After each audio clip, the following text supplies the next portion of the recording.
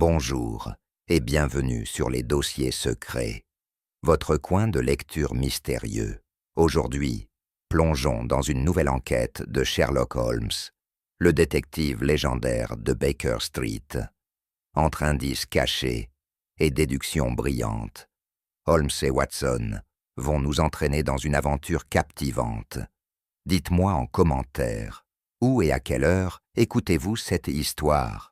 Et si vous êtes nouveau ici, abonnez-vous pour ne manquer aucun mystère, installez-vous confortablement et commençons sans plus attendre.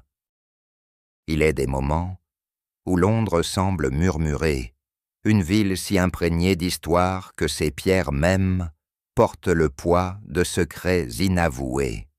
Cet automne-là, une étrange inquiétude s'était abattue sur ces rues. Une tension grandissante perceptible dans les craintes silencieuses de ses habitants. Les journaux, bien que mesurés dans leur formulation, laissaient entendre que des troubles agitaient les hautes sphères du pouvoir. Démissions soudaines, disparitions inexpliquées, rumeurs d'influences invisibles à l'œuvre. Holmes, bien sûr, était intrigué. Depuis plusieurs semaines, il scrutait avec une attention inhabituelle les colonnes les plus discrètes de la presse quotidienne. « Remarquez le schéma, Watson », fit-il un matin en me tendant un exemplaire du Times, marqué de plusieurs annotations. Un modeste fonctionnaire du ministère des Affaires étrangères démissionne brusquement. Un banquier est retrouvé noyé dans la Tamise. Un juge, en parfaite santé, se retire de son poste pour raisons médicales. Des événements apparemment sans lien, et pourtant, du bout de son doigt effilé, il tapota le journal. Un fil invisible les relie tous, bien que l'œil du commun des mortels ne puisse encore le percevoir.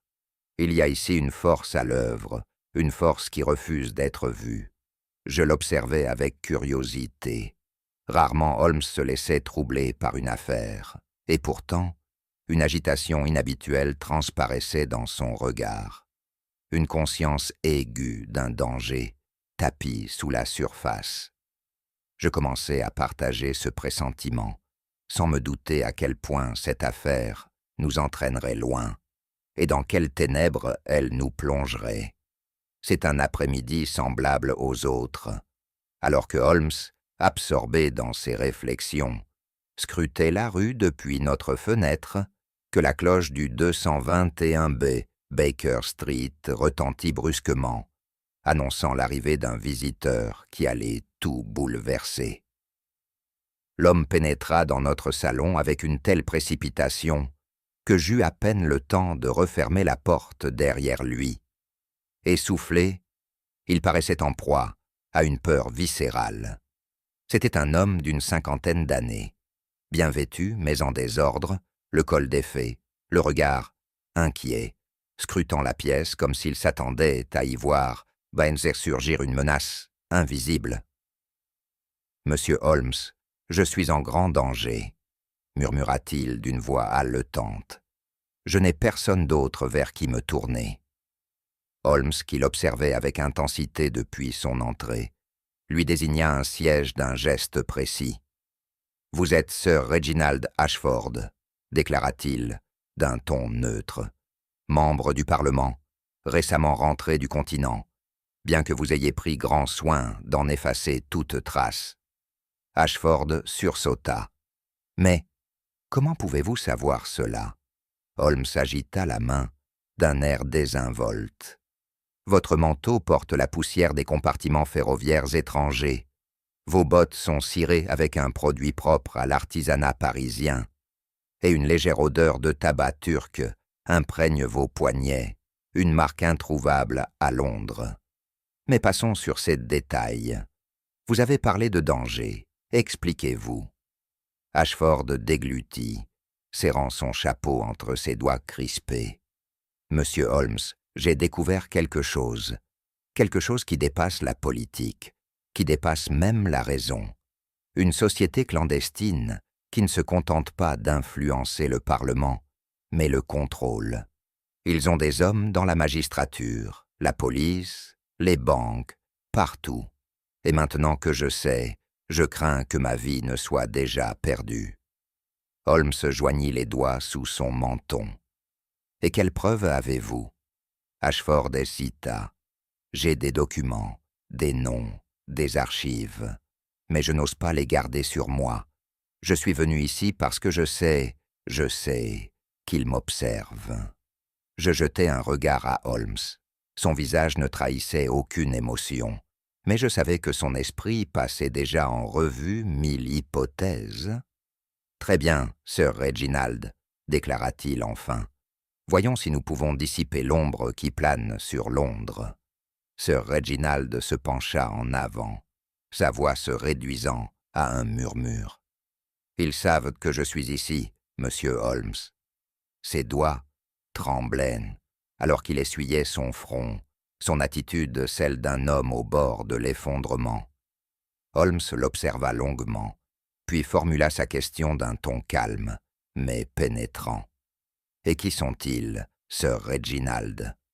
L'homme ouvrit la bouche, prêt à parler, mais à cet instant précis, un bruissement furtif nous interrompit. Une fine enveloppe venait d'être glissée sous la porte. Elle reposait sur le tapis persan, innocente en apparence, mais portant une aura de menace absolue. Holmes la ramassa avec son détachement habituel. Aucune marque. Un geste exécuté par une main experte. Il la retourna lentement entre ses doigts. Une trace subtile de bois de santal, peu courant chez les messagers londoniens. Il fendit le pli d'un coup sec. À l'intérieur, une seule carte à jouer, le valet de pique, une carte ordinaire, si ce n'était pour l'inscription latine griffonnée sur sa surface, Silentium mortis. Le silence est la mort, traduisis-je à mi-voix. Ashford devint livide et s'agrippa aux accoudoirs de son fauteuil. « Ils m'ont adressé leur avertissement, » murmura-t-il. « Je suis déjà un homme mort. » Holmes fit tournoyer la carte entre ses doigts, son regard brillant d'un éclat dangereux. « Vous ne ferez rien d'imprudent, Sir Reginald. Laissez les documents là où ils sont pour l'instant. Nous en reparlerons demain. » Ashford hésita, puis hocha la tête d'un geste raide. Se levant, il boutonna son manteau avec des mains tremblantes et quitta la pièce, son ombre s'effaçant dans la nuit londonienne. Holmes le suivit du regard, toujours en tenant la carte à jouer entre ses doigts. « Un geste inhabituel, » murmura-t-il, « que d'envoyer un avertissement avant que la lame ne tombe. » Le lendemain matin, j'étais en train de consigner mes notes lorsque des coups soudains frappèrent la porte, me faisant sursauter. Avant même que je puisse me lever, Mrs. Hudson entra, son visage habituellement serein, marqué d'une inquiétude inhabituelle. « Un homme demande à vous voir, docteur ?» dit-elle avec hésitation. « C'est au sujet de Sir Reginald Ashford. » J'échangeai un regard rapide avec Holmes, qui s'était déjà levé. Nous entrâmes dans le salon, où nous trouvâmes un jeune constable, son chapeau à la main, se balançant d'un pied sur l'autre. « J'ai le regret de vous informer, messieurs, » commença-t-il, sa voix raide de formalisme, « que Sir Reginald Ashford a été retrouvé mort ce matin, dans une ruelle près de Westminster. » Un silence s'abattit sur la pièce. Holmes fut le premier à réagir. « La cause ? Un vol, semble-t-il, » répondit le constable en s'éclaircissant la gorge. « On a retrouvé son corps avec les poches retournées, plus de montres, plus de portefeuilles, mais... » Il marqua une pause. Il tenait quelque chose dans sa main. Les doigts de Holmes se crispèrent légèrement. « Oui ?» Le constable sortit un petit paquet soigneusement enveloppé et le posa sur la table. Holmes le déplia avec précaution, révélant une seule carte à jouer, le valet de pique. Avec une lenteur mesurée, Holmes retourna la carte. La même inscription latine nous apparut. Silentium mortis. Le constable ignorant encore la signification de ces mots, poursuivit. La gorge du pauvre homme portait des traces, comme s'il avait été étranglé, mais sans hématome apparent. Et le plus étrange, monsieur, c'est que le médecin sur place a juré avoir perçu une odeur d'opium sur le corps. Je me tournai vers Holmes, m'attendant à une réaction, mais son visage était devenu impassible. Il reposa la carte sur la table et croisa les mains derrière son dos. « Watson, dit-il enfin d'une voix basse, nous devons agir immédiatement. » Holmes se tenait devant la fenêtre, sa silhouette découpée par la brume pâle qui ondoyait dans Baker Street. Ses mains restèrent croisées dans son dos, son corps demeurant parfaitement immobile, à l'exception de la lente montée et descente de sa respiration. Je l'observais en silence. J'avais déjà vu cette posture, cette immobilité tendue qui signifiait que son esprit tournait plus vite que celui de n'importe quel homme à Londres. Enfin, il parle. « Watson, nous nous trouvons au seuil d'un mystère tissé dans les fils mêmes de cette ville. La mort de Sir Reginald Ashford n'est pas un simple crime. Ce n'est qu'un mouvement dans une composition bien plus vaste. » J'hésitais. « Vous soupçonnez un meurtre, alors ?» Holmes se retourna, son regard gris perçant le mien.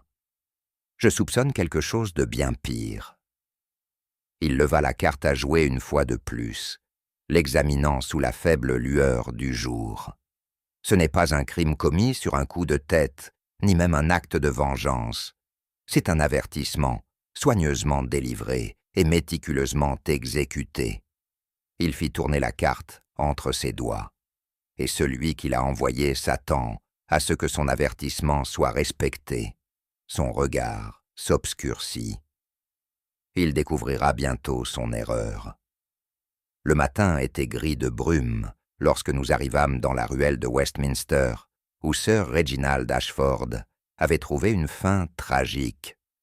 Une petite foule s'était rassemblée, bien que la présence de constables en uniforme les maintint à distance. L'inspecteur Lestrade était déjà sur place, son expression empreinte d'une lassitude résignée. « Une sale affaire », remarqua-t-il à notre approche. « On dirait l'œuvre d'un voleur de grand chemin. Poche retournée, objet de valeur disparu.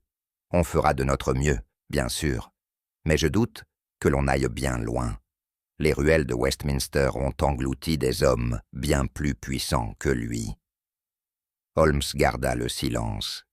Il s'agenouilla auprès du corps, son regard acéré scrutant chaque détail, avec une précision méthodique.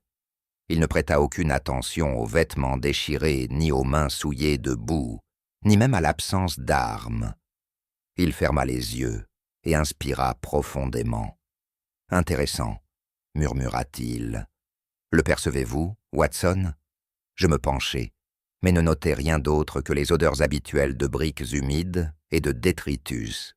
« Je ne saurais dire. »« L'opium, » affirma-t-il, sa voix tranchante. Une trace légère, mais distincte, imprègne son tissu. Un homme du statut de Sir Reginald n'aurait pas fréquenté de tels établissements. On le lui a administré intentionnellement. Lestrade fronça les sourcils. « Vous insinuez un empoisonnement ?» Les doigts de Holmes effleurèrent la peau derrière l'oreille du défunt, où une minuscule marque de décoloration était visible. Une piqûre, aucune ecchymose au niveau de la gorge, aucun signe de lutte, ce n'était pas un vol. Il se releva et épousseta son pantalon. « Non, Lestrade, Sir Reginald a été exécuté. » L'inspecteur expira bruyamment. « Et la carte à jouer ?» Un constable tendit le valet de pique, que Holmes accepta avec précaution. Il retourna la carte, étudiant l'inscription comme s'il s'agissait d'un vieil ami. Silentium mortis. « Ce n'est pas un simple message, messieurs, » déclara-t-il enfin. « C'est une signature. » La maison de Sir Reginald Ashford portait toutes les marques de la richesse. Haute, imposante, et dissimulée derrière de lourds rideaux, qui ne protégeait pas seulement du soleil. Un officier en uniforme nous ouvrit la porte, laissant derrière lui des empreintes humides sur le sol poli. À l'intérieur, le bureau était dans un désordre considérable. Les tiroirs avaient été arrachés, leur contenu éparpillé sur le sol, d'une manière qui évoquait l'urgence, plus que le simple vandalisme. Une carafe de cristal gisait brisée près de la cheminée, ses derniers vestiges imprégnant le tapis d'une tache sombre. Holmes se déplaçait comme un homme, lisant un texte invisible. « Remarquez, Watson, la précision de cette fouille », murmura-t-il en désignant les papiers renversés. Un voleur ordinaire aurait tout mis sens dessus-dessous. Mais ici, seul le bureau a été ciblé. On cherchait quelque chose de précis. Mon regard suivit le sien et se posa sur un tiroir entrouvert, dont le contenu semblait avoir été fouillé avec hâte. J'y plongeai la main, triant les documents. La plupart étaient sans intérêt, des registres, des correspondances, des papiers juridiques. Mais au fond, mes doigts touchèrent un objet inhabituel. Un dossier en cuir noir, sans inscription, hormis un symbole inconnu embossé sur la couverture. Holmes le prit avec précaution. Il l'ouvrit et parcourut les pages, son regard s'affûtant à mesure qu'il avançait. « Les noms, murmura-t-il. Les noms, Watson. Des juges, des financiers, des politiciens. Certains encore en fonction, d'autres ayant mystérieusement démissionné ces derniers mois. Je déglutis. Vous pensez que cela est lié à la société secrète dont parlait Sir Reginald? Holmes hocha lentement la tête, sa voix posée, mais empreinte de certitude. Je crois que nous venons de tirer un fil des plus dangereux dans la trame des véritables maîtres de Londres. Holmes arpentait le bureau de Sir Reginald Ashford depuis plusieurs minutes, son regard acéré survolant chaque objet, avec cette énergie nerveuse qui signalait une activité mentale, bien au-delà de la compréhension ordinaire. Je restais près du bureau, retournant encore et encore les implications des noms que nous avions découverts, lorsqu'il s'arrêta soudain devant la bibliothèque. « Watson, murmura-t-il, réfléchissez un instant. Un homme qui craint pour sa vie, qui affirme posséder des preuves accablantes, et pourtant laisse son bureau ouvert, ses papiers dispersés sans précaution. Ne trouvez-vous pas cela étrange? Peut-être ne s'attendait-il pas à être attaqué si vite, suggérai-je. Holmes secoua la tête. Un homme dans une telle situation prendrait des précautions. Et si ce qu'il savait les menaçait réellement, il n'aurait pas conservé ses secrets les plus précieux dans un endroit si évident. Ses doigts effleurèrent les reliures des livres avant de s'arrêter sur un volume sans prétention d'histoire romaine, dont la couverture en cuir semblait légèrement plus usée que les autres. Il l'attrapa sans hésitation. Le livre ne se détacha pas librement. Il opposa une résistance, comme s'il était relié à un mécanisme caché. Avec un léger déclic, une fine enveloppe tomba sur le tapis. « Ah !» murmura Holmes. « Nous touchons au cœur de l'affaire. » L'enveloppe était simple, mais les scellés, d'une rose noire, imprimée dans la cire. Holmes sortit son canif et ouvrit le pli, en extrayant une feuille de papier couverte d'un cryptogramme complexe de symboles et de chiffres. Ses yeux s'illuminèrent d'un éclat d'intérêt, tandis qu'il s'installait dans un fauteuil, les doigts croisés devant lui. Pendant plusieurs minutes, seul le froissement du papier troubla le silence, ponctué parfois d'un léger tapotement de son doigt contre sa tempe. Puis, sans prévenir, il laissa échapper un souffle bref et triomphant. « C'est une adresse », déclara-t-il en brandissant le message déchiffré. « Ou plutôt, un lieu, le nid du corbeau. » Je tressaillis en entendant ce nom. Cette antichambre du Visa, à Whitehall, celle fréquentée par des politiciens et des financiers. « La même », confirma-t-il en se levant prestement. Un club de gentlemen notoire, réputé pour sa discrétion et son prestigieux cercle d'habitués. Et si je ne me trompe pas, le lieu où le destin de Sir Reginald a été scellé. Il jeta la lettre sur le bureau et attrapa son manteau. « Venez, Watson, nous avons rendez-vous avec les ombres de Londres. » La nuit était épaisse de brouillard lorsque nous sortîmes dans les rues. La brume se levait en volutes denses, noyant les réverbères et conférant à la ville une aura spectrale. Holmes marchait avec son habituelle assurance, le manteau serré contre le froid, tandis que je restais à ses côtés, un frisson d'appréhension me parcourant l'échine. « Holmes, murmurai-je, ne prenons-nous pas un risque considérable? Si cette société que redoutait tant Sir Reginald est aussi puissante qu'il le prétendait, ne s'attendrait-elle pas à ce que l'on fouille trop profondément ?» Un sourire imperceptible effleura ses lèvres. « Mon cher Watson, il nous observe depuis l'instant où Sir Reginald a franchi notre porte. » Ces mots me glacèrent, et je jetai instinctivement un coup d'œil par-dessus mon épaule. Au premier abord, je ne vis rien d'autre que la brume ondoyante et la lueur tremblotante des lanternes sur les pavés humides. Pourtant, en tournant un coin, près de Pall Mall, je le sentis, l'indéniable sensation d'être épié. Le pas de Holmes ne ralentit pas, mais je remarquai un léger changement dans sa posture, la manière dont il inclinait la tête, comme s'il écoutait un son imperceptible à l'oreille ordinaire. « Là », murmura-t-il si bas que je l'entendis à peine. Je suivis son regard.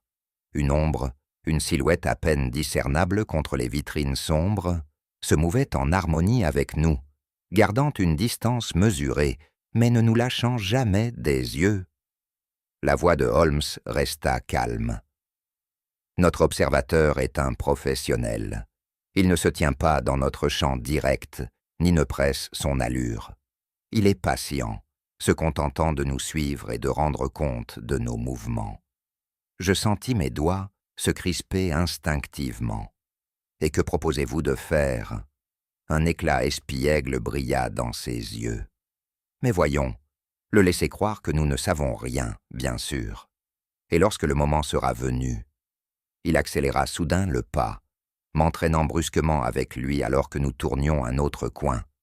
Nous frapperons les premiers. » Sans prévenir, Holmes m'entraîna brusquement dans l'alcôve étroite d'un bureau de tabac fermé, posant une main ferme sur mon épaule.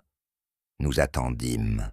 Une respiration, une seconde, puis des pas. Une silhouette émergea du brouillard, suivant toujours notre trajectoire. Grand, drapé dans un long manteau et coiffé d'un chapeau, son visage restait dissimulé dans la pénombre.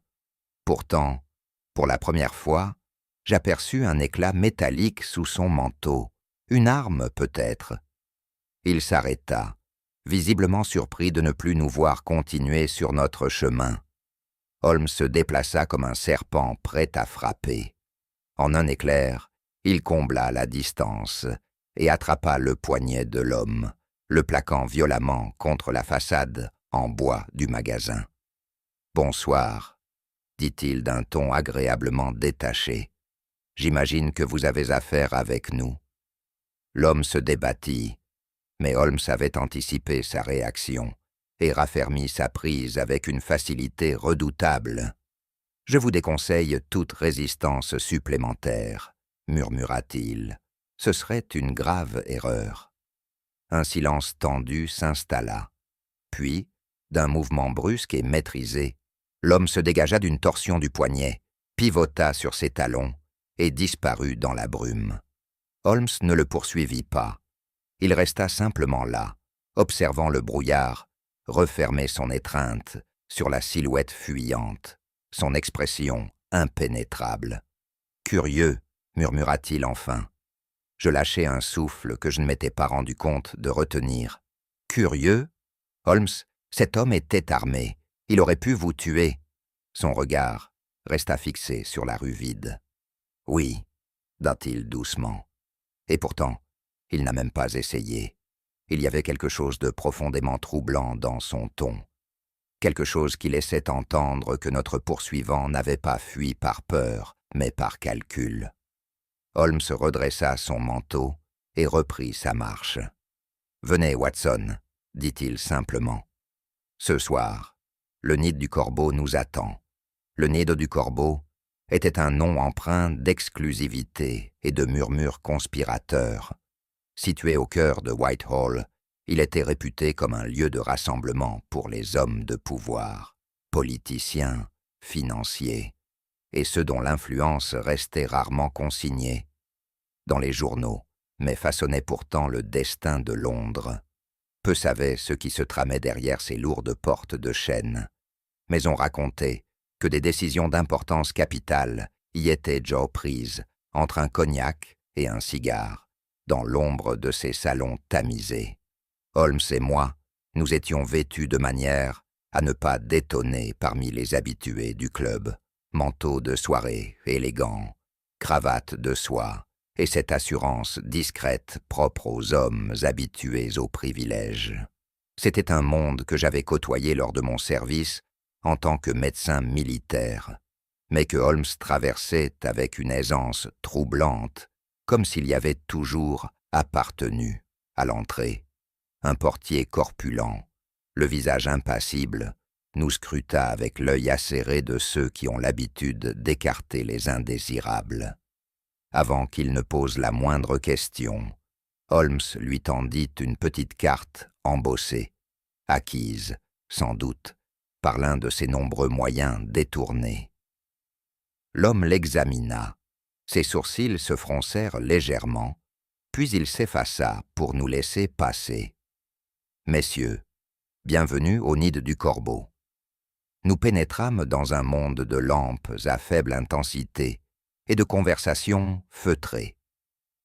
L'air était chargé du parfum du tabac raffiné et des spiritueux vieillis, l'atmosphère imprégnée d'une indulgence maîtrisée. Le long du mur du fond, un groupe d'hommes conversait à voix basse, les têtes penchées, comme pour protéger leurs paroles. Plus loin, près de la cheminée, deux autres échangeaient à mi-voix, leur ton empreint d'une gravité indéniable. Le regard de Holmes parcourut la pièce avec la minutie d'un artiste détaillant chaque coup de pinceau d'un tableau. Il notait tout, la disposition du personnel, l'agencement des sièges, le langage corporel subtil des habitués. Je savais qu'il valait des mieux ne pas troubler son observation. Un serveur s'approcha, son attitude respectueuse mais détachée. « Puis-je vous proposer un verre, messieurs ?» Holmes esquissa un sourire, un de ces sourires qui ne touchaient jamais véritablement ses yeux. « Un cognac pour mon ami, » dit-il en désignant ma personne, « et pour moi, une information. » Le serveur ne broncha pas, n'esquissant aucun signe d'étonnement face à cette requête peu orthodoxe. « Je crains que nous ne servions ici que des alcools d'exception, monsieur. » Holmes incline la tête avec légèreté. « Dans ce cas, je prendrai un nom à la place. Un nom que je soupçonne d'être connu entre ces murs. L'Ordre de la Rose Noire. » La réaction fut imperceptible pour la plupart, mais je la vis, le très léger raidissement des doigts autour du plateau, l'infime tension dans les épaules avant qu'il ne se reprenne. Il hocha brièvement la tête et s'éloigna dans la brume du club. Holmes s'adossa à son fauteuil, un éclat satisfait brillant dans ses yeux. « Watson, » murmura-t-il, « je crois que nous avons toute leur attention. » Holmes et moi restâmes assis, adoptant la posture désinvolte de gentlemen, profitant d'une soirée de loisirs, bien que sous cette façade, je sentais la tension nous envelopper. L'échange avec le serveur avait été bref, mais il avait confirmé un point essentiel. Le nom de l'ordre était connu ici. Ce frémissement involontaire, ce furtif éclair de reconnaissance dans le regard du serveur, tout cela était suffisant pour Holmes. J'avais appris depuis longtemps qu'en de telles circonstances, Le silence était souvent l'arme la plus efficace. Ainsi, je ne dis rien, tandis que Holmes faisait lentement tourner son verre entre ses doigts, son regard errant distraitement sur la salle. Mais je savais que cette nonchalance n'était qu'une mise en scène. Nous n'eûmes pas à attendre longtemps avant d'obtenir un premier fil d'information. 2 gentlemen, élégamment vêtus, étaient assis près de l'âtre, engagés dans ce qui semblait être une conversation anodine. Mais lorsque Holmes modifia subtilement sa position, son expression se raffermit presque imperceptiblement. « Écoutez attentivement, Watson, » murmura-t-il, sans bouger les lèvres. Je tendis l'oreille au-dessus du brouhaha du club. Les 2 hommes parlaient à voix basse, mesurée, mais leurs mots parvinrent tout de même jusqu'à nous. Henderson a refusé, mais il a reçu l'avertissement. S'il ne se plie pas aux exigences, il se retrouvera. Un silence, une gorgée de brandy. Réduit au silence, comme les autres, l'ordre ne tolère pas la trahison. Son interlocuteur laissa échapper un soupir discret. Tout avance vite. L'affaire du Foreign Office est réglée, et le juge, nous savons tous deux où se situent désormais ses allégeances. Un léger rire, sans chaleur. Il est remarquable de voir combien un homme peut se montrer docile lorsque sa fortune, sa famille et sa propre vie sont en jeu. Je jetai un regard à Holmes, attendant qu'il me donne une indication sur ce qu'il avait retenu. Mais son visage resta impassible, ses doigts tambourinant légèrement contre le verre qu'il tenait. L'un des hommes poursuivit, et Sir Reginald. Un silence. Il a dépassé les limites. Son exemple suffira amplement. Un frisson me parcourut. Ce n'était pas tant le contenu des paroles qui me glaçait, mais la manière dont elles avaient été prononcées, un ton détaché, presque administratif. Sir Reginald, un homme de pouvoir, n'avait été qu'un obstacle de plus, éliminé sans remords, sans hésitation. Holmes laissa échapper un souffle léger. « Fascinant », murmura-t-il.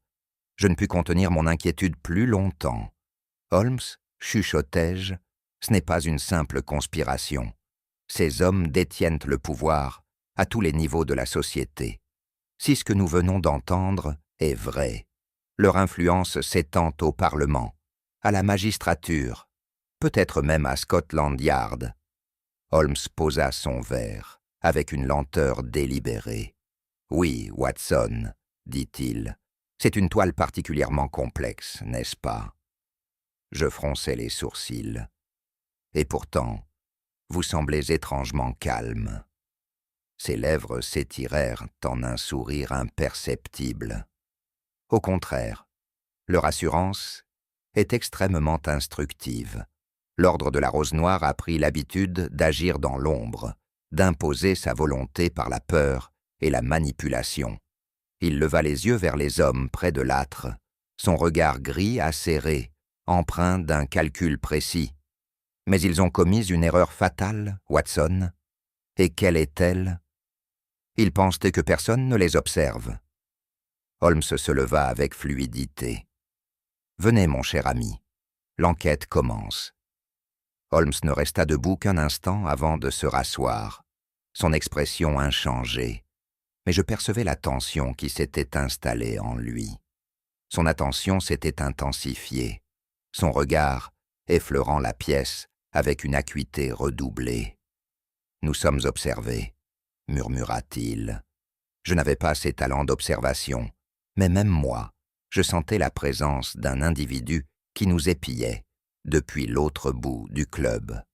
Un serveur, mince et nerveux, tordait son tablier entre ses doigts, son regard hésitant à se poser sur nous avant de s'échapper rapidement.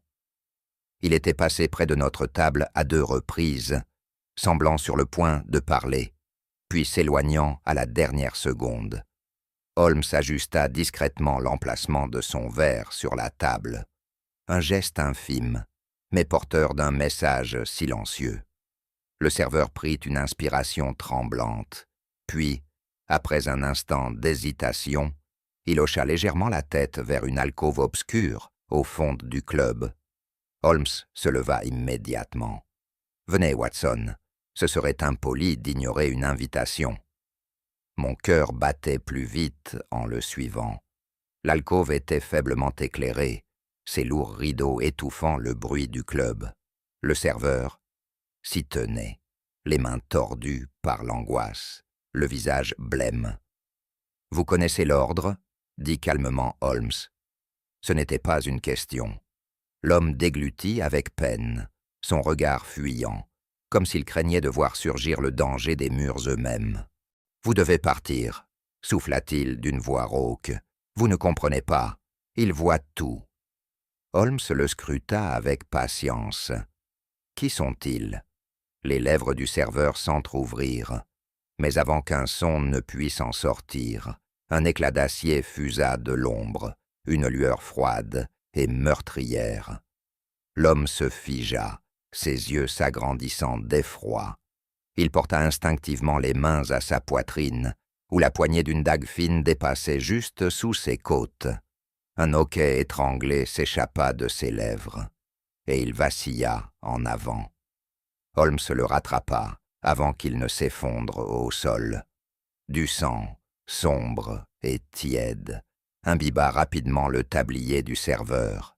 Il agrippa Holmes par le bras, ses lèvres tremblant sous l'effort de prononcer ses derniers mots. Il voit tout. La rose noire se fane dans le feu. Un dernier spasme secoua son corps, puis il s'immobilisa. Je me retournai brusquement et aperçus une silhouette sombre se glisser dans la foule, se dirigeant avec une précision calculée vers la sortie. Holmes relâcha le corps sans vie du serveur et se redressa, son regard gris flamboyant d'une colère froide. « Ils ont voulu le réduire au silence, Watson, » dit-il. « Cela signifie qu'il disait la vérité. » Holmes s'agenouilla auprès du cadavre, scrutant chaque détail, avec une précision méthodique. Il se déplaçait avec l'efficacité d'un homme habitué à analyser la mort, ses doigts fouillant les plis du tablier et les poches du manteau. L'assassinat avait été rapide, silencieux, une exécution plus qu'une simple attaque. Enfin, sa main se referma sur quelque chose, dissimulé dans la doublure du gilet du défunt. Un petit morceau de papier, froissé et partiellement brûlé sur les bords. Il le lissa du bout des doigts, étudiant les faibles marques qui subsistaient. « Un message » demandai-je. Holmes ne répondit pas immédiatement. Ses yeux parcouraient l'écriture, analysant les mots partiellement consumés. Puis, avec une lueur de satisfaction, il leva le papier pour me le montrer. « Une adresse » murmura-t-il. « Ou du moins, ce qu'il en reste. » Je l'examinai de plus près. Bien que l'encre ait été en grande partie brûlée, quelques lettres restaient lisibles, accompagnées d'un numéro, Limehouse, Dock Street. Je laissai échapper un souffle inquiet. Limehouse, un quartier connu pour ses fumeries d'opium, ses affaires clandestines et ses hommes qui préféraient l'ombre à la lumière du jour. Holmes glissa le fragment dans sa poche et se releva. Autour de nous, le club avait repris son bourdonnement habituel de conversation feutrée. Si l'un des clients avait remarqué l'assassinat, il n'en montrait aucun signe. « Nous avons suffisamment prolongé notre séjour, Watson, » déclara Holmes, « et notre prochaine destination est claire. » Il se dirigea vers la sortie d'un pas vif et décidé. Je le suivis sans hésitation, bien que mon esprit fût encore en proie à la tourmente. Une société secrète qui voit tout. Un homme réduit au silence avant de pouvoir révéler un seul nom. Et maintenant, notre seul indice, une adresse qui nous entraîne encore plus profondément dans les bas-fonds de Londres. Holmes avait dit que l'ordre de la Rose Noire pensait ne pas être observé. Il venait de leur prouver qu'ils avaient tort. Le hansom nous emporta à vive allure dans les rues humides de Londres. les réverbères projetant une lumière vacillante contre la brume omniprésente. Holmes, silencieux, les doigts entrelacés sous son menton, affichait une expression de profonde réflexion. Quant à moi, je ne pouvais me défaire du poids oppressant qui pesait sur ma poitrine depuis notre départ du Raven's Nest. « Holmes, dis-je avec hésitation, je ne peux m'empêcher de penser que nous nous sommes placés dans une situation des plus périlleuses. » Il ne bougea pas. Nous avons affaire à des hommes qui tuent sans hésitation. Sir Reginald, le serveur, tous deux réduits au silence, avant d'avoir pu révéler la vérité. Et pourtant, vous continuez comme si nous étions simplement en train de résoudre une énigme confortablement installée à Baker Street. Holmes tourna enfin son regard vers moi, et je ne pus m'y méprendre. Une intelligence farouche y brûlait. « Mon cher Watson, pensez-vous que je ne ressente aucune peur? Que je ne mesure pas le danger qui nous guette ?»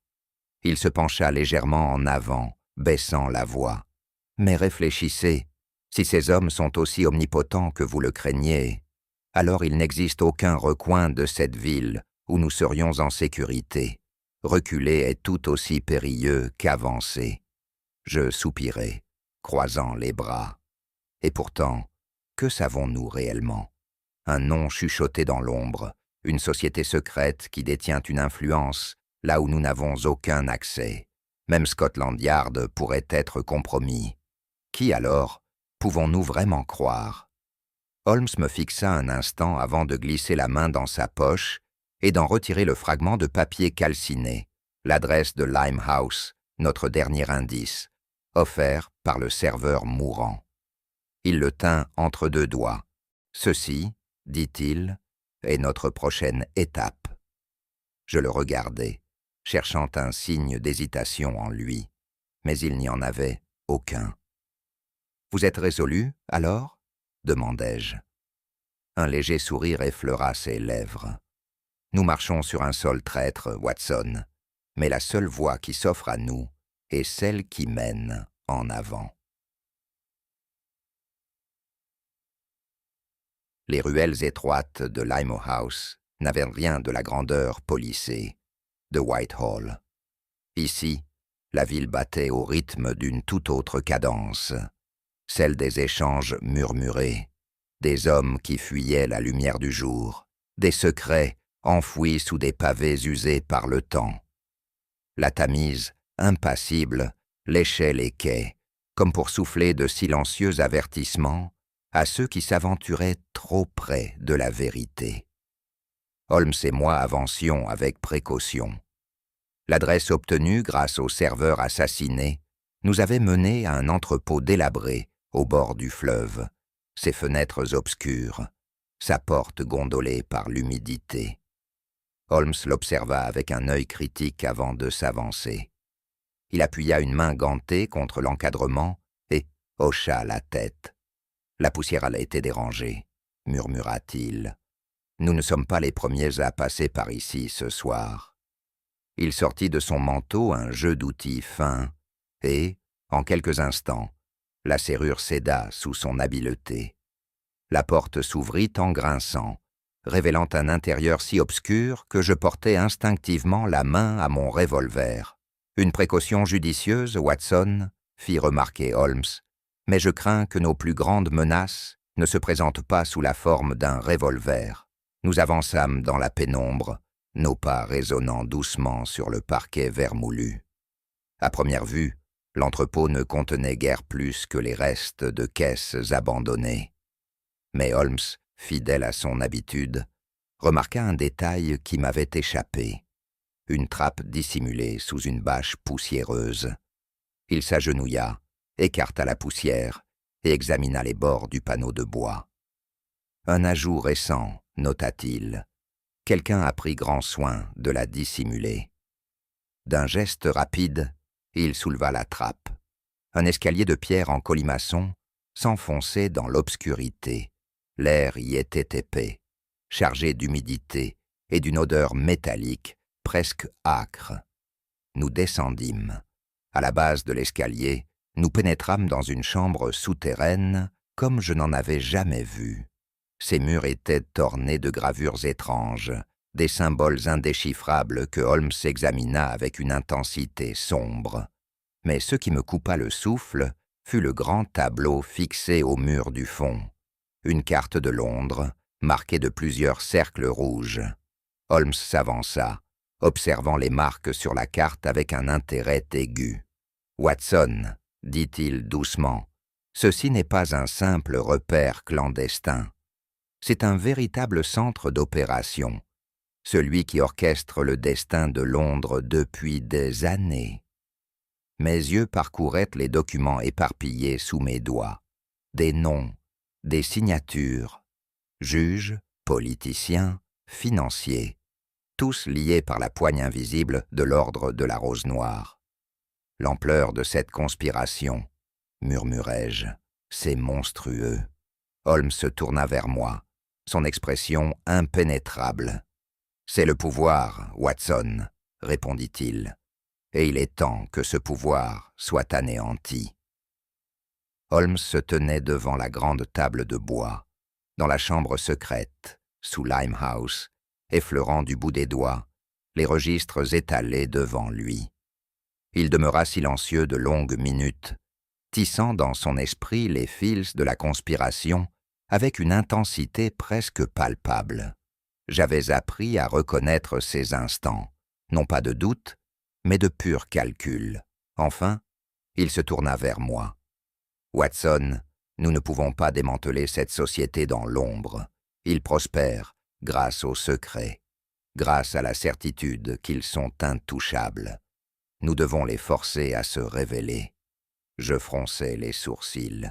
« Mais comment ? Nous ne connaissons pas encore l'étendue de leur influence. Il pourrait y avoir des hommes, au sein de Scotland Yard, prêts à agir contre nous, dès que nous tenterons quoi que ce soit. » Holmes hocha la tête. « C'est précisément pour cela que nous devons utiliser leurs propres méthodes contre eux. Ces registres en disent non, des noms, des transactions, des dettes réglées et perçues. Mais ceci, il tapota un document du bout des doigts. Voilà ce qui nous sera le plus utile. » Je me penchai et parcourus le parchemin. Il s'agissait d'un registre de paiement de chantage versé à un destinataire anonyme. Des sommes régulières et considérables, la plus récente étant prévue pour cette nuit même. « Une livraison, murmurai-je. Mais à qui ? » Un sourire mince se dessina sur les lèvres de Holmes. « C'est précisément ce qu'ils vont croire qu'ils sont sur le point de découvrir. » Le piège. C'était un pari audacieux. Holmes rédigea rapidement une fausse communication, suggérant qu'une preuve capitale, capable de démasquer l'ordre dans son intégralité, devait être transportée sous escorte armée de Limehouse vers un lieu sécurisé dans la cité de Londres, dont le message fut envoyé par l'un des réseaux discrets de Holmes, garantissant qu'ainsi qu'il tomberait entre les mains de ceux qui avaient le plus à perdre. « Leur réaction sera prévisible, » observa Holmes en posant sa plume. « Si leur réseau est aussi vaste que nous le pensons, ils ne prendront pas le risque de laisser un tel document leur échapper. Ils tenteront de s'en emparer avant qu'il n'arrive à destination. » Je hochai la tête, mais une question me vint. « Et s'ils n'interviennent pas ?» Holmes laissa échapper un léger rire. « Alors, Watson, j'aurais grandement surestimé leur intelligence. » Le piège était tendu. Il ne restait plus qu'à voir qui s'y prendrait. L'affrontement. Les rues de Londres étaient enveloppées d'un brouillard oppressant, les réverbères projetant des halos pâles sur les pavés humides. Minuit avait sonné, et avec lui, l'aboutissement de notre plan méticuleusement orchestré. La calèche Leur, censée contenir les preuves accablantes contre l'ordre, roulait lentement à travers les rues désertes. Ses roues cliquetaient doucement contre le sol, chaque bruit semblant amplifier la tension, qui nous entourait. Holmes et moi suivions à distance, dissimulés dans les ombres mouvantes. L'inspecteur Lestrade et une brigade d'élite de Scotland Yard occupaient des positions stratégiques tout au long du parcours. Holmes avait prédit l'instant exact où l'ordre frapperait. Nous n'avions plus qu'à attendre. Je sentais mon cœur battre plus vite. L'ennemi que nous affrontions n'était pas un criminel ordinaire, mais un réseau profondément enraciné dans les rouages du pouvoir, des hommes ayant orchestré des assassinats sans hésitation, sans remords. Ils ne reculeraient pas sans se battre. Holmes, toujours imperturbable, sembla percevoir mes pensées. « Préparez-vous, Watson », murmura-t-il. « Le piège est tendu, et la proie approche. » À peine avait-il parlé qu'une ombre se détacha de l'obscurité, puis une autre, puis 3 autres. Des hommes masqués, leurs mouvements calculés et silencieux, surgirent, des ruelles adjacentes, leurs bottes effleurant à peine les pavés. Avec une précision implacable, ils encerclèrent la calèche.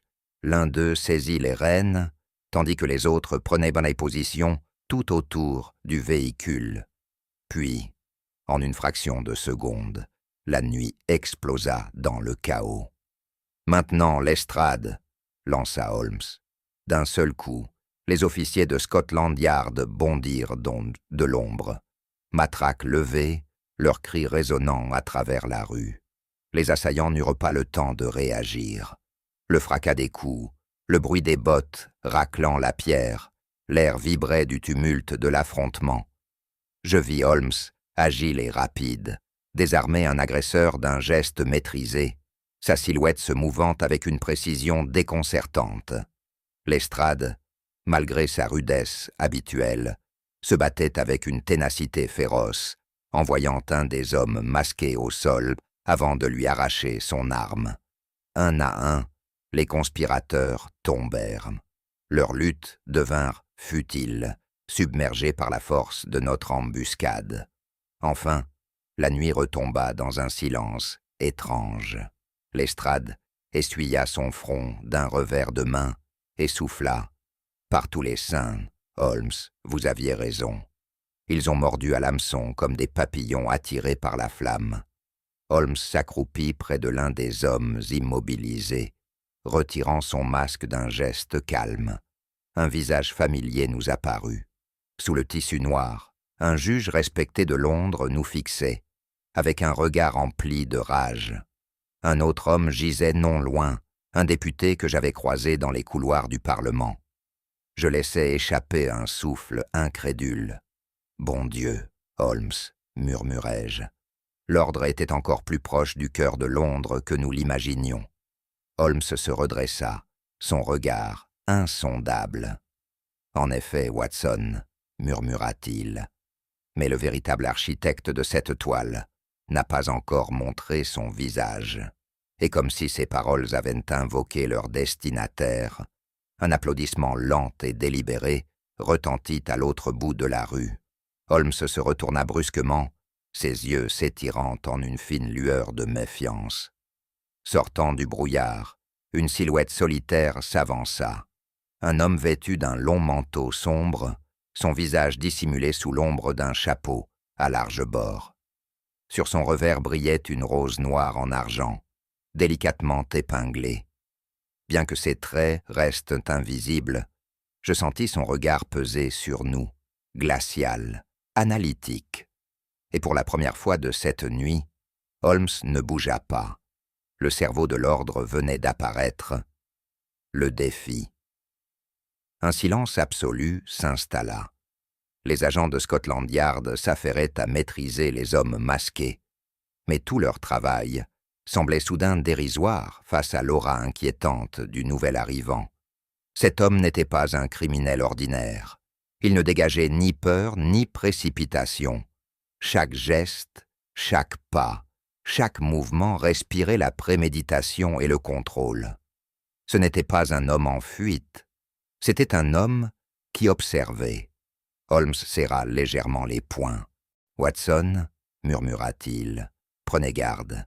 Nous sommes face à quelque chose de bien plus dangereux que de simples conspirateurs. » L'inconnu s'arrêta à quelques mètres.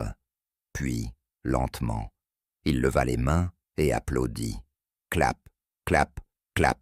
Le bruit résonna étrangement, amplifié par la ruelle étroite et l'écho du brouillard. « Bravo, monsieur Holmes !» déclara l'homme d'une voix calme et veloutée, teintée d'un amusement subtil. « Vous avez accompli ce que peu ont osé. Vous avez levé le rideau et entrevu les rouages du monde. » Lestrade, qui n'avait pas encore saisi la gravité de la situation, fit un pas en avant. « Vous, là, montrez-moi vos mains. » Mais Holmes, sans détourner le regard, leva une main pour l'arrêter net. Son attention restait rivée sur l'inconnu. « Vous présumez beaucoup, monsieur, » répondit-il doucement.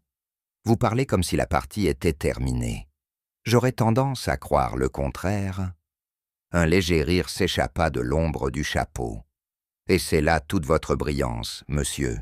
Holmes, vous voyez plus loin que la plupart, mais pas encore assez loin. » Il fit une pause. « Vous avez capturé des pions, rien de plus. L'échiquier reste en place. »« Et le roi demeure intouché ?» suggéra Holmes. L'homme esquissa un sourire imperceptible. « Exactement. » Holmes incline légèrement la tête, ses yeux scrutant chaque détail, chaque souffle, chaque infime réaction. Puis il sourit à son tour. « Je le connais déjà. » L'homme se raidit. Ce fut à peine perceptible, mais Holmes le vit immédiatement. « C'est suffisant, » aboya Lestrade. « Avancez immédiatement, ou nous vous arrêterons de force. » L'inconnu soupira doucement.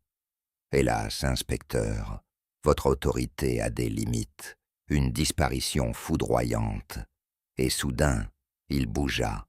D'un geste fluide, il tira un petit objet de sa poche et le projeta au sol.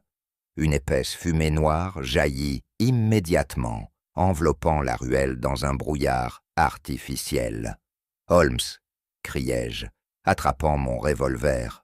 Mais Holmes ne répondit pas. Il était déjà en mouvement, coupant à travers la fumée avec une précision terrifiante. Je l'aperçus à peine se précipiter vers l'inconnu. Mais lorsque je le rejoignis, le toit, au-dessus de nous, était vide. L'homme avait disparu. Le message, lorsque la fumée se dissipa enfin, il ne restait que les visages interdits des officiers, les conspirateurs attachés sur les pavés. Et Holmes, immobile, le regard rivé vers l'endroit où l'homme s'était volatilisé.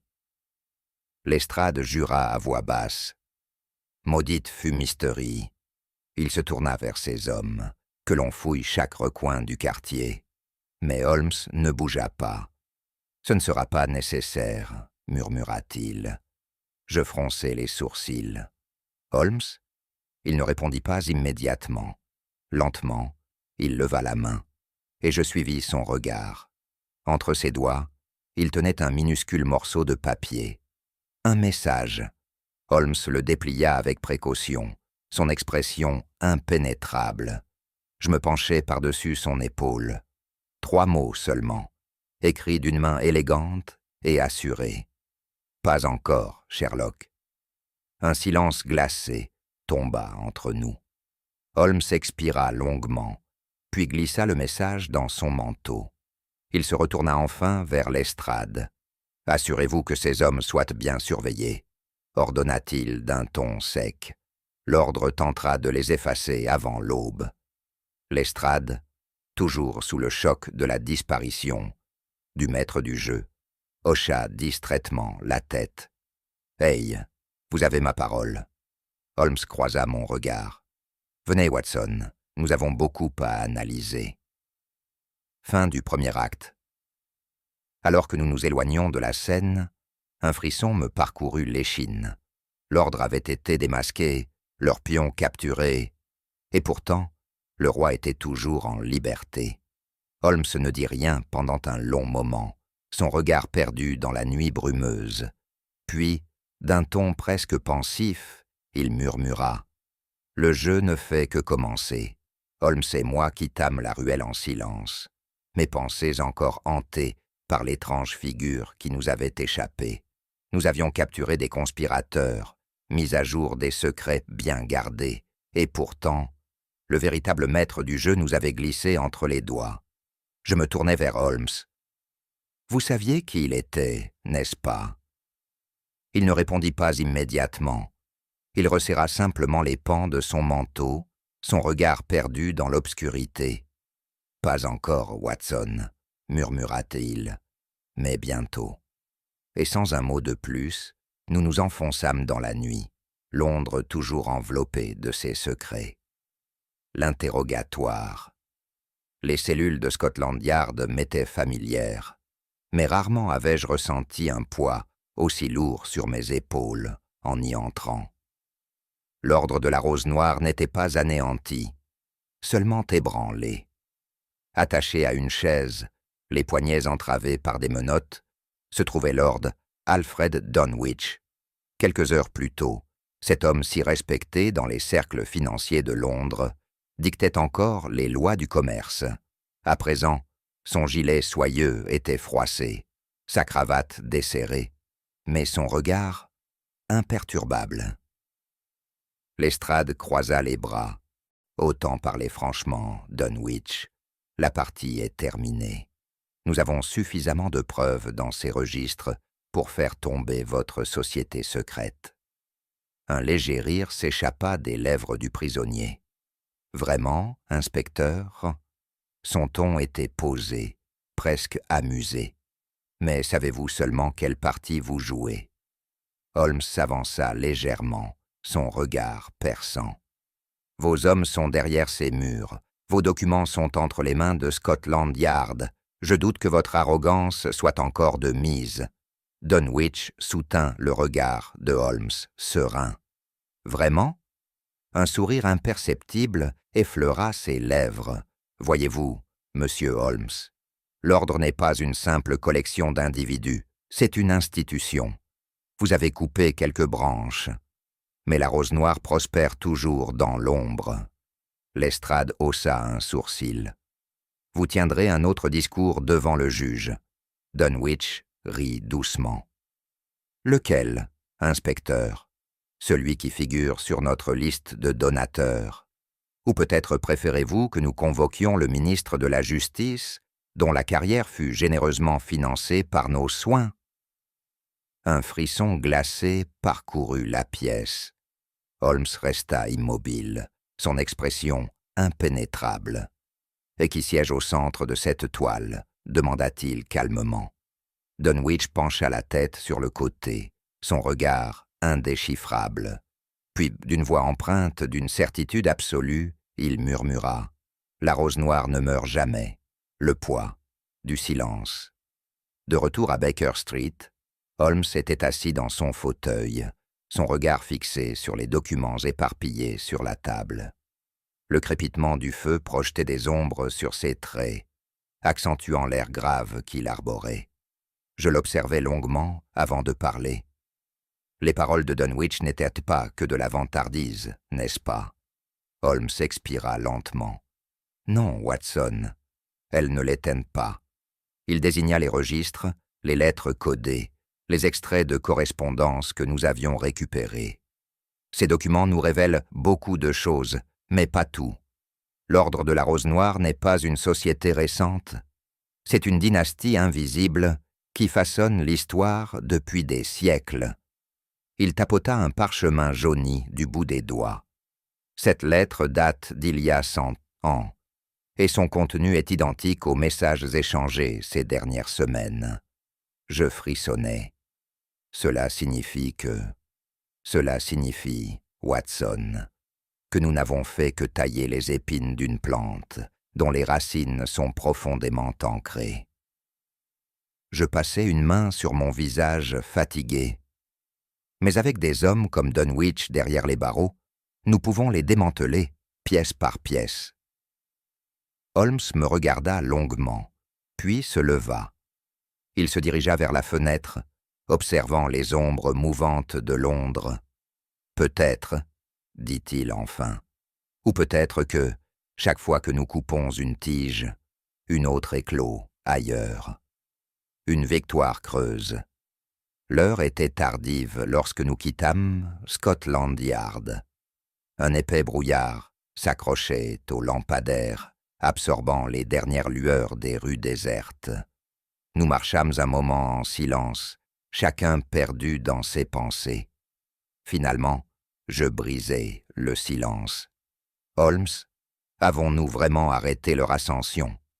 Il ne répondit pas immédiatement. Il marchait les mains croisées derrière le dos, son regard fixé sur les pavés humides. Puis, d'un ton calme et mesuré, il répondit « Nous avons simplement taillé la rose, Watson, mais ses racines sont profondes. » Un frisson me parcourut. « Alors, vous pensez qu'ils se relèveront ?» Holmes tourna lentement la tête vers moi. Son regard était froid, mais non dénué d'une étrange lueur, un mélange d'admiration et de défi. « Bien sûr, Watson. » Il marqua une pause. « Mais ils ne sont pas les seuls à veiller dans l'ombre. » Et dans ses yeux gris, illuminés par la faible lueur des réverbères, je compris que la partie n'était pas terminée. La rose noire pouvait se cacher. Mais Sherlock Holmes était toujours sur ses traces. Holmes expira doucement, son souffle se dissipant dans la brume nocturne. « Je crains, Watson, que les forces auxquelles nous nous opposons ne disparaissent pas si facilement. » Son ton était calme, mais chargé d'une certitude glaciale. Les hommes que nous avons capturés seront remplacés. Leur silence sera acheté, ou bien leur disparition soigneusement orchestrée. Les véritables architectes de cette société secrète ne se sont pas laissés exposer si naïvement. Même à cet instant, ils s'adaptent, se réorganisent, veillant à leur survie. Je laissais ces paroles s'imprégner en moi. Alors, qu'avons-nous accompli? Holmes s'arrêta brusquement et tourna son regard perçant vers moi. Nous leur avons envoyé un message.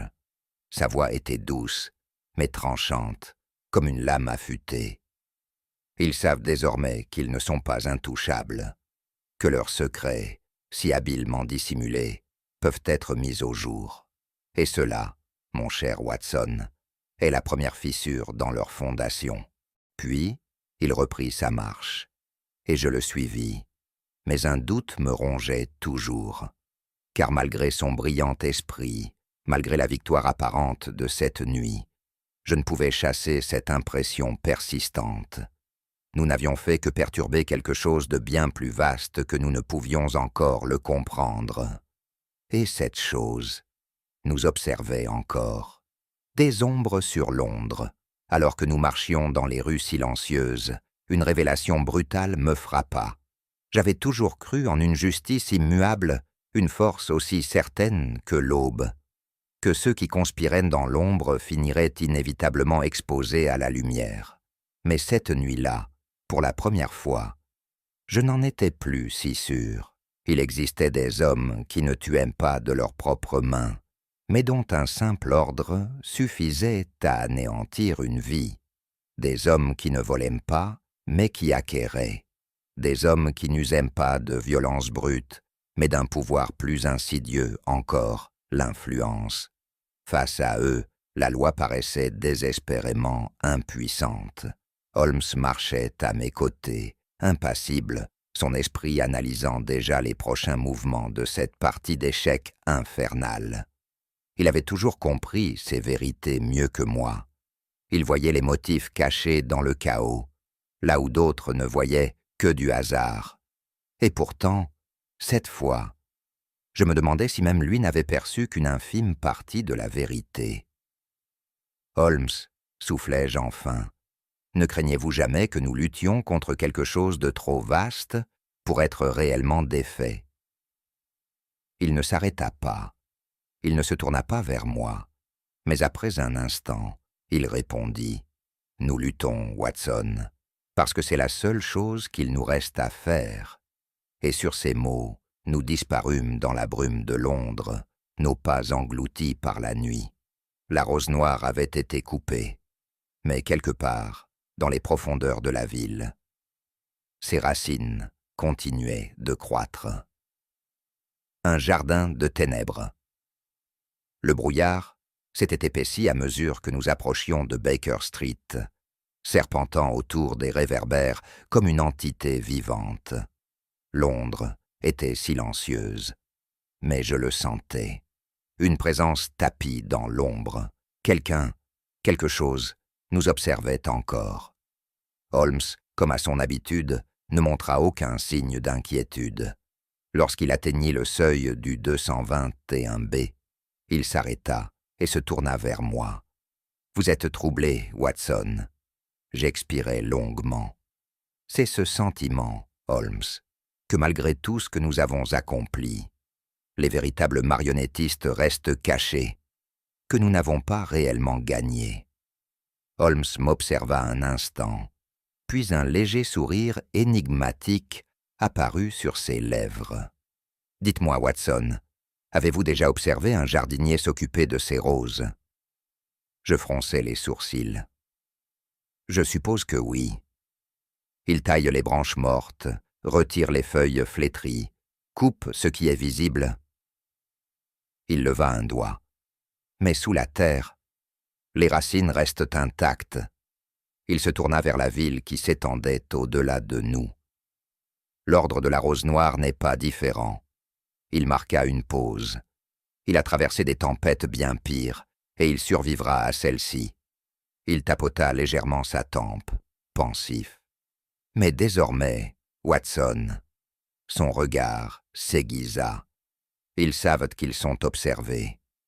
Il se retourna vers moi, son expression aussi tranchante qu'un scalpel. Et la première étape pour faire tomber un grand pouvoir, c'est de lui rappeler qu'il n'est pas intouchable.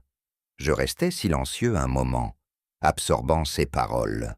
Enfin, je soufflai. Et si les racines repoussent, plus fortes encore? Holmes eut un sourire fugace. Alors, Watson. Il ouvrit la porte de Baker Street et s'engouffra à l'intérieur. Nous serons là, pour les couper de nouveau. À vous de dévoiler la vérité. Holmes sait que les criminels les plus dangereux sont ceux qui restent invisibles, manipulant le monde depuis l'ombre. Mais chaque toile d'araignée a son point faible. Un seul faux pas peut tout faire s'écrouler. Et vous, qu'en pensez-vous? Quelle a été la plus grande erreur de l'ordre de la Rose Noire? Leur arrogance? Leur désir de contrôle absolu? Ou quelque chose de plus insidieux encore? Dites-nous en commentaire ce que vous en pensez. Et si vous voulez percer d'autres mystères, aux côtés de Sherlock Holmes et du docteur Watson, abonnez-vous et partagez cette enquête avec vos amis amateurs de récits policiers. Après tout, les plus grands mystères sont ceux qui attendent encore d'être résolus.